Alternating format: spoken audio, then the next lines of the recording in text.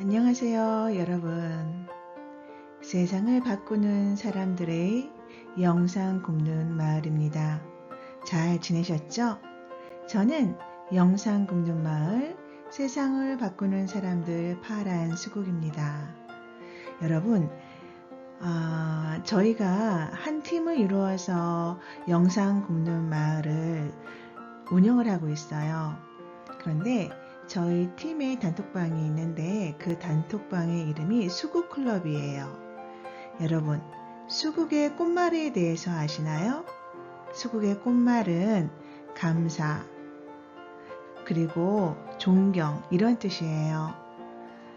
상대방을 존중하고 존경하는 그런 뜻을 가진 수국, 참 아름다운 꽃말인 것 같습니다. 오늘은 역설의 힘 두 번째 시간이지요. 제2의 법칙 여러분께 들려드리고자 합니다. 제2의 법칙, 관습의 옷을 벗고 낡은 상식을 깨라 입니다.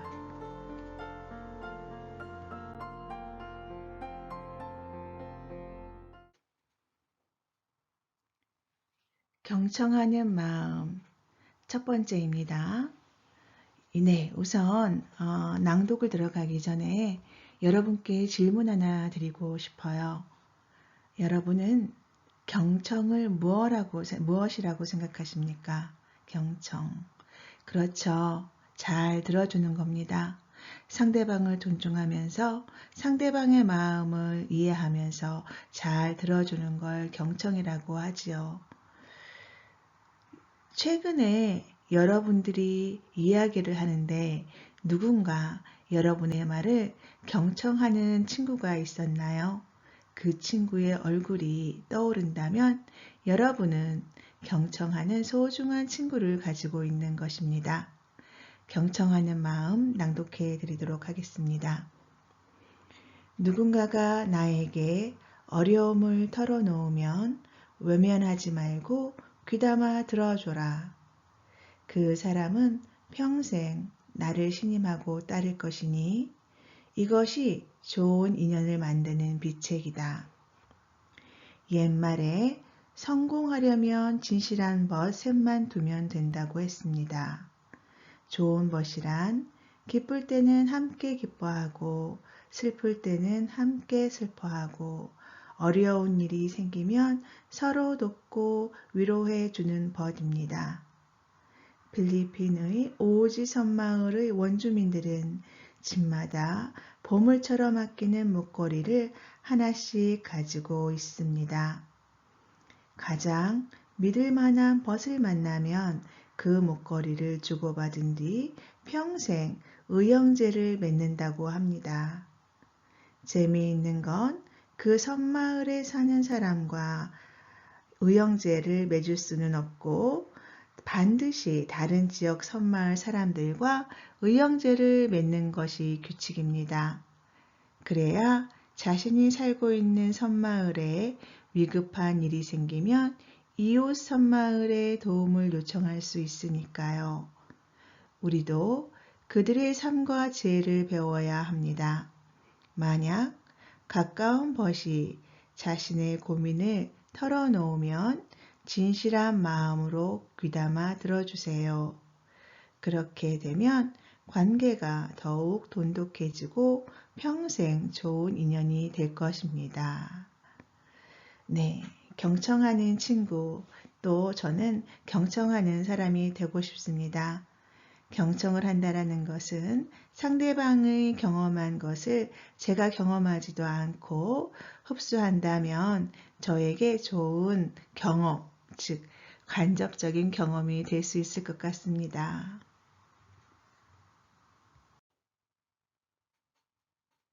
두 번째 이야기, 세상을 이롭게 하는 사람이 되라. 많은 사람들은 세상을 이롭게 하는 사람이 되고 싶어 합니다. 여러분들도 그럴 거라 생각합니다. 인류가 나아가야 할 방향이 있다면 그것은 바로 실천하는 홍익인간이니 세상을 널리 이롭게 하는 자만이 이 지구를 행복한 꽃밭으로 만들 수 있다. 삶의 목적은 무엇일까요?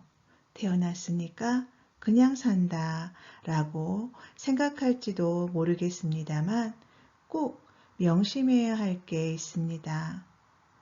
나는 부모님의 사랑으로 인해 태어난 존재가 아니라 수억 겁의 인연의 결과물이라는 겁니다. 만약 조상 중에 단 한 분이라도 없었다면 지금의 나는 존재하지 않았을 겁니다. 그만큼 나는 소중한 존재입니다. 그런데 어떻습니까? 지금의 순간을 헛되게 보내거나 자신만을 위해 살고 있지는 않나요? 살면서 의미 있는 일을 해야 합니다. 지금 우리가 풍요를 누리고 있는 것도 조상과 타인의 희생이 있었기에 가능했던 것입니다. 미래도 마찬가지입니다. 조상들이 그랬던 것처럼 후손들을 위해 의미 있는 씨앗을 심어 두어야 합니다. 그게 홍익인간 정신입니다. 남을 위해 이로운 일을 하는 건 어려운 일이 아니라 자신의 마음먹기에 달려 있습니다. 이기적인 사람은 절대로 홍익인간이 될 수 없습니다. 개개인이 홍익정신을 가지고 있다면 이 지구는 늘 행복한 꽃밭으로 가득할 것입니다. 네. 세상을 이롭게 하기 위해서는 홍익인간이 되어야 한다. 이러한 말인 것 같습니다. 세상을 이롭게 하는 홍익인간은 여러분 생각해 보셨나요? 여러분은 홍익인간이신가요? 아니면 아니신가요? 제가 나이가 조금 있어서 그런데 제가 초등학교, 즉 저는 국민학교를 나왔어요. 국민학교 다닐 때 선생님한테 매맞으면서 외웠던 게 국민교육 헌장이라는 게 있었습니다. 시청자분들 중에서도 저와 같이 매맞으면서 외웠거나 아니면 암기가 특출난 분들은 그냥 다 외우셨던 분이 계실 거예요. 그때는 몰랐습니다. 그런데 자라고 나서 나이가 먹고 나서 보니 그것이 아직도 저희 머릿속에 자리 잡고 있더라고요.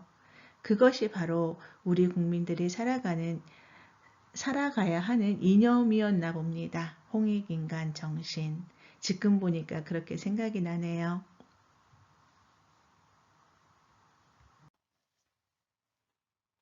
세 번째 이야기, 상식과 모순과 오류에서 벗어나라. 과거의 지식이 모여서 만든 상식은 새장 속의 새처럼 자신을 가두어서 오히려 자신의 성장을 방해할 수 있으니 상식의 모순에 갇혀 있는 것을 경계하라. 새장에 갇힌 새는 세상을 알지 못합니다. 어쩌면 새는 자신이 날개를 가지고 있다는 사실조차 모를 겁니다. 당신도 마찬가지일 수 있습니다. 상식이라는 새장에 갇혀 자신이 가진 능력을 제대로 발견하지 못하고 있는 것은 아닌지요. 오늘날 사회는 개인에게 과거의 낡은 관습과 상식을 지나치게 강요하고 그로 인해 개인의 능력을 제대로 발휘하지 못하는 결과를 초래하고 있습니다. 이것이 바로 상식이 가지고 있는 크나큰 모순입니다. 사회가 이러한 상식의 모순에 자꾸 빠지게 되면 구성원인 개인은 더 이상 성장하지 못하게 됩니다. 한 번쯤 자신을 뒤돌아보세요. 새장 속의 새처럼 상식에 갇혀서 성장하지 못하고 있는 것은 아닌지 자신을 잘 살펴보라는 겁니다. 미래는 새로운 문을 두드리는 사람에게만 열립니다. 지금부터라도 낡은 관습과 상식을 버리고 자신만의 새로운 것을 추구하세요. 상식은 그저 지식이 모여 만들어진 것뿐, 그것이 진리가 아님을 반드시 인식하세요. 네. 나이가 들어가고 나이가 안 들었어도 예, 제가 나이가 들었다고 하니까 엄청 많이 들은 것 같은데 그렇지 않습니다. 예. 네, 성장을 하면서 과거에 가지고 있던 저의 상식이 거기에 상식에 묶여서 많이 살죠, 저희가. 그렇게 되면 저희는 저희의 바운드리를 정해놓고 그 안에서 움직이기 때문에 성장이 더딜 수밖에 없는 것 같습니다. 그 상식을 100% 깰 수는 없어도 새로운 어떤 배움의 기회가 오고 새로운 어떤 물결이 눈앞에 펼쳐진다면 저희는 과감하게 배우고 과감하게 다가오는 물결을 타야 하지 않을까 생각합니다.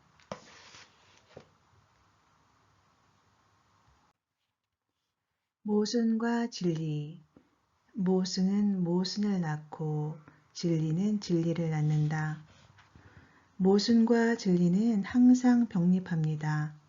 그렇다면 어떤 것이 모순이고 어떤 것이 진리일까요? 분명한 사실은 모순과 진리를 분별하는 힘은 자신만의 치열한 공부를 통해 길러진 지혜에서 생겨난다는 것을 명심해야 합니다. 달콤한 남의 말에 속아서 사기를 당하거나 종교를 빙자한 성직자들의 설교에 재산을 바치는 행위 등도 종교가 가지고 있는 모순을 제대로 알지 못해서 일어나는 무지의 현상입니다. 결국 모순은 모순만을 낳기 때문에 마치 깊은 우물에 빠진 사람처럼 헤어나지 못하게 되는 것입니다. 그렇다면 진리는 모순과 어떤 차이점이 있을까요? 모순은 달콤함을 매개로 하지만 진리는 오직 그 자체만의 힘을 가지고 그 어떠한 요구나 강요가 없다는 것입니다. 그리고 모순은 욕심이 항상 매개체가 됨으로써 상대방과 내가 욕심이 있는가 없는가로 분별할 수 있습니다. 만약 티끌만큼의 욕심이나 사심이 있다면 그것은 모순에 불과합니다. 물론 양자에게 이익이 있어야만 하지만 그 이익이 서로에게 합당한가 아닌가를 판단하는 것은 지혜의 몫입니다. 그렇다면 모순과 진리를 가늠하는 지혜는 어떻게 생길까요? 그것은 마음의 여유를 가지고 자기만의 깊은 사유를 통해 증득되므로 애초부터 진리는 모순과는 그 차원이 달라서 금이나 다이아몬드처럼 영원히 변하지 않습니다. 네, 여러분. 저희는 인생을 살아오면서 많은 아픔도 겪고요. 그 아픔이 마음이 아픈 거일 수도 있고 육체가 아픈 거일 수도 있습니다. 육체가 아픈 거는 사고가 났을 수도 있고요. 아니면 지병이 있을 수도 있고요. 아니면 갖고 태어난 병이 있을 수도 있고요. 마음이 아픈 경우에는요. 친구들과의 관계에서, 부부 관계에서, 연인 관계에서, 부모님과의 관계에서, 어떠한 이러한 인간관계에서 무언가 잘못되었을 때 그게 감정적이건 금전적이건 이렇게 모든 어떤 것이 잘못되었을 때 마음이 아픕니다. 대자연은 사람인 우리에게 중요한 기능 하나를 준 것 같습니다. 그것이 무엇이냐면 아프다는 것입니다. 아프다는 것은 내 뜻대로 되지 않아서 내가 하고 싶은 대로 되지 않아서 그쵸? 그렇기 때문에 아픈 거잖아요. 막 건강하게 걸어가야 되는데 걷지 못해서 아픈 거고 장애가 있을 수도 있는 거고 뛸 수 없어서 호흡이 딸려서 아플 수도 있고 그 다음에 마음이 아플 수도 있고 남자친구와 여자친구와 헤어져서. 그런데 왜 우리 모두는 이러한 아픔을 겪고 살아야만 할까요? 하지만 어떤 사람들은 많은 아픔을 겪기도 하고 어떤 사람들은 지혜롭게 너무 많은 아픔은 안 겪고 그래도 최소한의 아픔을 겪으면서 인생을 살아가고 성장해 나가곤 합니다. 이러한 우리를 바라볼 때 우리가 만드는 모순, 우리가 만드는 아픔, 이것은 무엇인가 생각해 보았습니다. 이것은 대자연이 우리한테 그렇게 하면 안 된다. 네가 지금 무엇을 잘못하고 있는 것이다. 이렇게 알려주는 시그널은 아닐까요?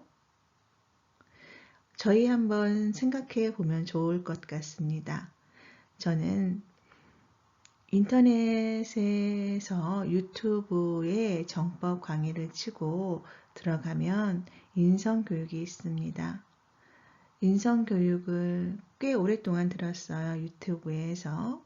다른 것도 많이 들었어요. 어떤 목사님의 설교나 스님의 설교나 세바시나 기타 프로그램들도 참 많이 들었습니다. 그런데 이러한 모든 것들을 종합해 볼 때 제 생각에는요, 제 개인적인 생각이지만 아프다라는 것은 빨리 우리 자신을 뒤돌아봐야 하는 무언가가 있다라는 겁니다. 그런데 그게 상식적으로만 해결할 수 있는 문제는 아닌 것 같아요.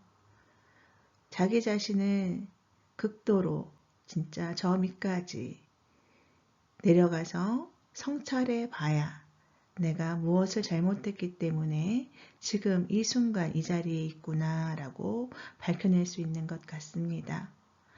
그것을 밝혀낸다고 해도 상식에 묶여 있다면 그것을 극복하기는 어려운 것 같아요.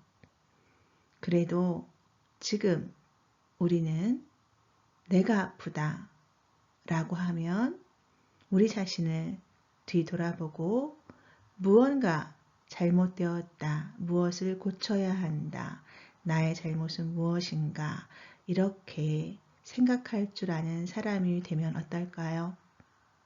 네, 여러분 수고하셨고요. 영상 굽는 마을 파란 수국이었습니다. 오늘도 기분 좋은 하루 되세요. 감사합니다.